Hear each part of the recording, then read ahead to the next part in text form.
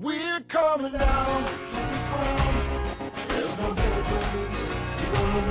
We got snow on the mountains. We got hills down below. WALL-E. Funny enough, one thing that I remember the most about this movie is actually the teaser trailer. Sounds weird, I know, but I remember it so well because it's honestly one of the best I've seen for an animated film.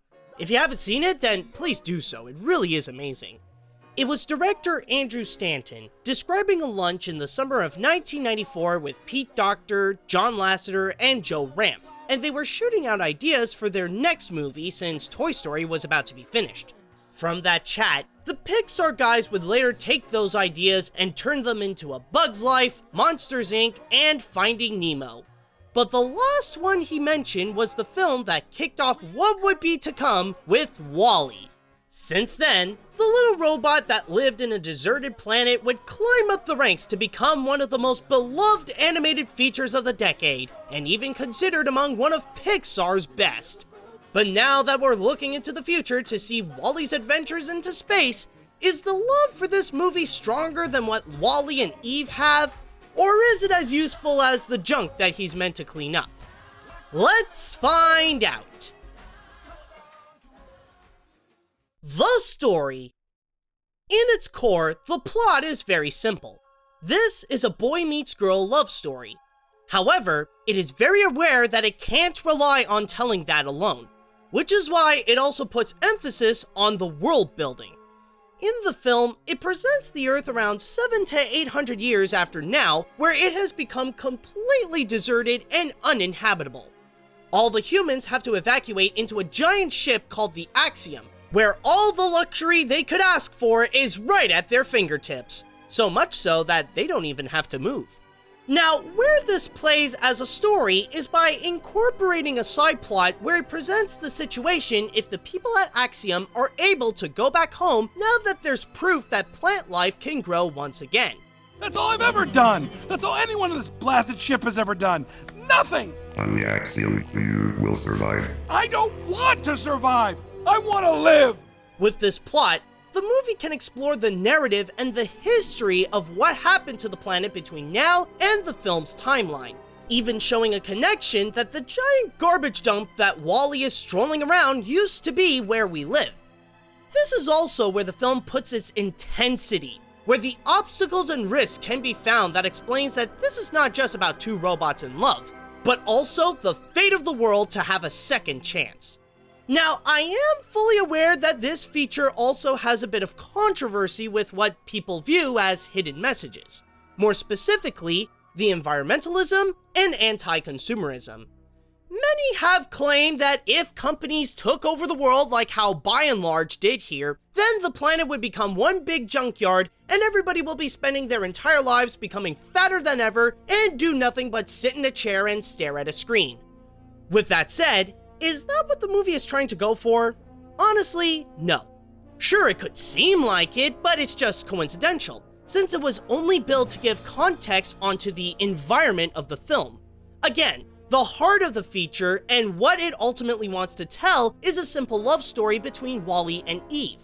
Everything around them is meant to add on to the experience like comedy, action, adventure, and wonder in order to give the film several layers to deliver so much to its audience in just 90 minutes. It may just be a simple love story, but it also offers an entire world to go explore. The animation. If you have a movie that's going literally out of this world, then you have to make sure the animation is bigger than ever, and that's exactly what Pixar did here. The goal of the visuals was not only to make it grand, but also to have it feel as real as possible. One trick it did in order to capture the realism is the subtle use of the camera.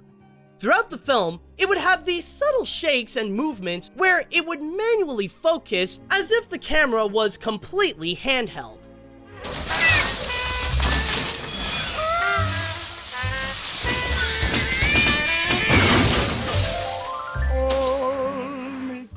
Of course, some people would say that it's just a little detail, but that actually plays a big part in why the animation is so good.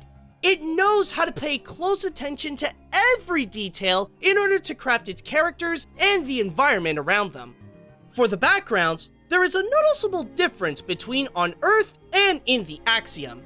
The Earth has become entirely abandoned, where it has more garbage than actual buildings, surrounded by a strong hue of brown to emphasize the lack of life on the planet. In the Axiom, on the other hand, it shows the opposite. When entering the ship, it's a busy area that's full of life, with machines working around the clock, no sharp edges can be found for that futuristic touch, and vibrant colors all around. But the places are mostly covered with white to show how it's more new. Oh, and did I forget to mention about space? Because this is one of those movies that can make space look amazing. As for the characters, the robots are crafted to move as mechanically as they can, showing only the limitations of their movements in order to fully express themselves. In fact, the analogy I did comparing Earth to Axiom can also apply to the bots. WALL-E is meant to have a more rusted look with more sharp corners and looks a bit more dirty from the debris of his planet, while the others like Eve and Mo have a more rounded and futuristic look that seems like it's using less gears in their system.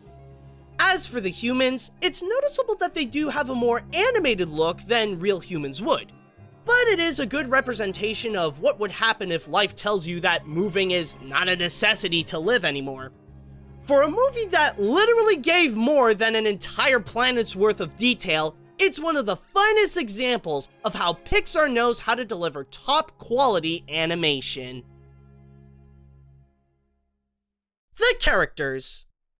It's amazing how I find characters that can barely even talk throughout the entire feature, yet they are much better written and more likable than most animated characters. Starting off with WALL-E himself, his purpose is to sort out garbage, but is full of curiosity about the world around him, which is why his hobby is collecting whatever oddities he could find. However, one of his most treasured possessions is a VHS of Hello Dolly, where he discovers what love is and dreams about experiencing it himself until he would meet Eve.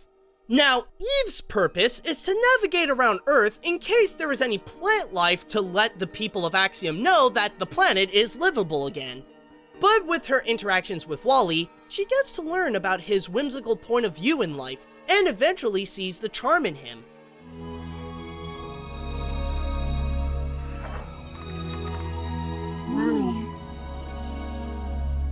Now, what makes the robot characters like WALL-E and Eve here believable and lovable is that they're treated as actual robots with personality. It's common to find robots in animated projects, but they're most often not as convincing as actual machines.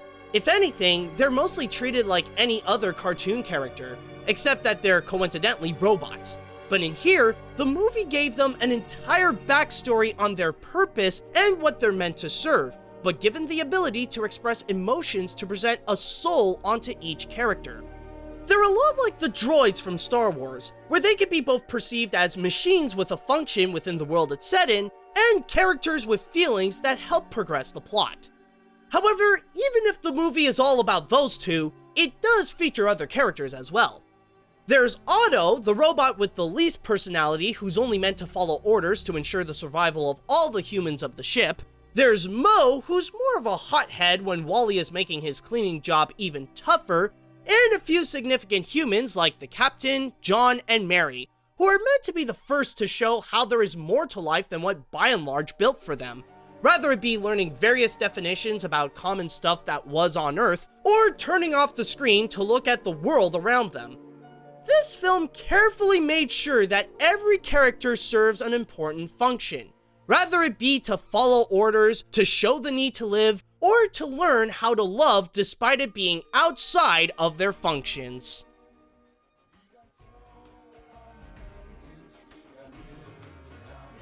It is extremely rare to find an animated feature that would go up and beyond its capabilities. A kind that would surpass all of its previous achievements and set a brand new standard not just for the medium, but for the art of cinema. This is one of those rare moments. WALL-E is not only an animated masterpiece, but it is also one of Pixar's greatest works, where every element was crafted to be its very best. The story offers an entire galaxy's worth of content, all while explaining a simple tale. The animation is some of the finest work done in CGI, where it paid attention to every detail onto every frame, and the characters each have their own unique charm that makes them unforgettable and capable to present the true power of love.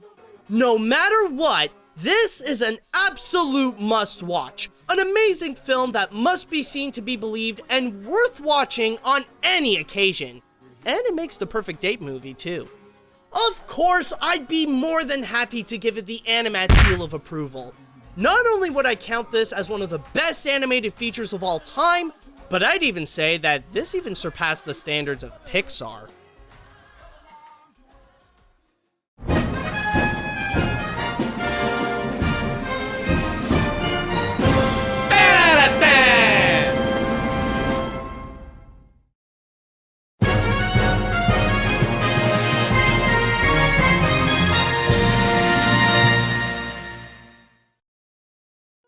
Hey guys, this is AniMat, and wow, what an amazing animated feature. I mean, seriously, it's not every day that I would go pick up a movie, I would go watch it, and completely forget that I would be watching it for the purpose of reviewing the film, and I would just immediately get sucked into the story, even if this is a movie that I've already seen tons of times before. It really is that powerful, and it really is that good.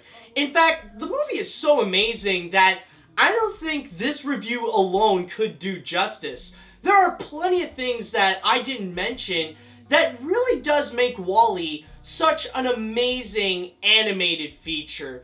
And I think there is one thing that I didn't really fully get into in terms of like one of the great things about the film, and that is actually regarding the acting. Now, what I mean by the acting is that you may have noticed that with WALL-E, it is mostly a silent film.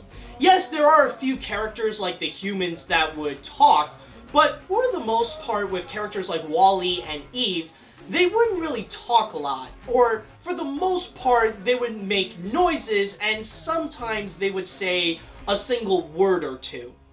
But the beauty of the acting is really that this is the kind of film where the animator is actually the star of the feature, the one that is actually responsible for the character. Because when you look back at most animated features, or when you look at most animated characters, a lot of people would give credit to the voice actor or the celebrity voice to be responsible for making the character who he is or who she is as we know it.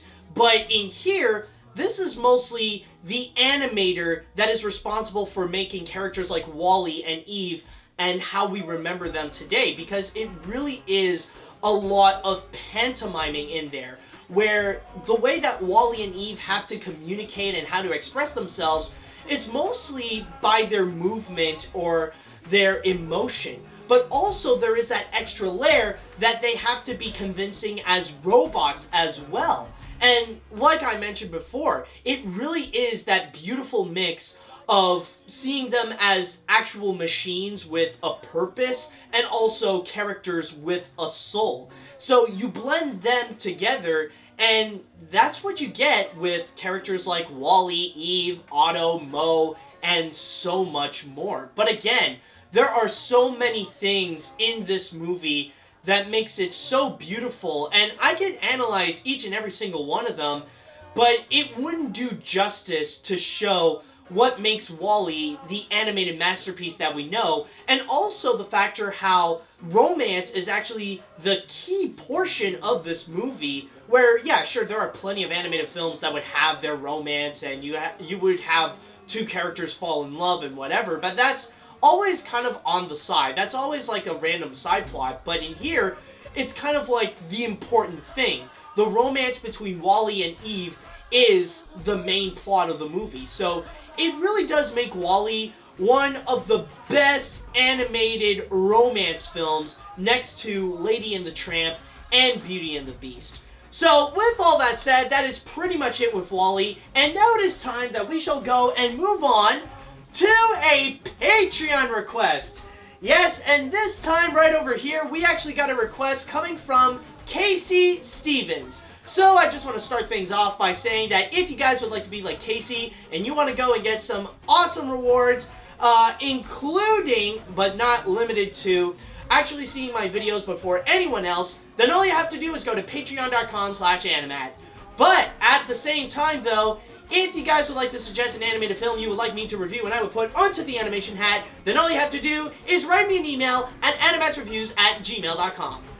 So, with all that said, you might be wondering, what is it that Casey suggested me to go and review? Because honestly, it's going to be extremely tough to find a movie that could follow WALL-E, because we're going through an animated masterpiece and going into something else. A lot of people could debate, yeah, we're kind of going downhill from here. Well, in this case, not necessarily. Because we're going to be stepping aside from sci-fi and space and all that stuff, and we are going to be entering into the most beloved and possibly strangest world in the history of literature. And for once, I'm actually excited to go back in there because we're actually going to be going into the good one, not the crappy Tim Burton crap that we got twice.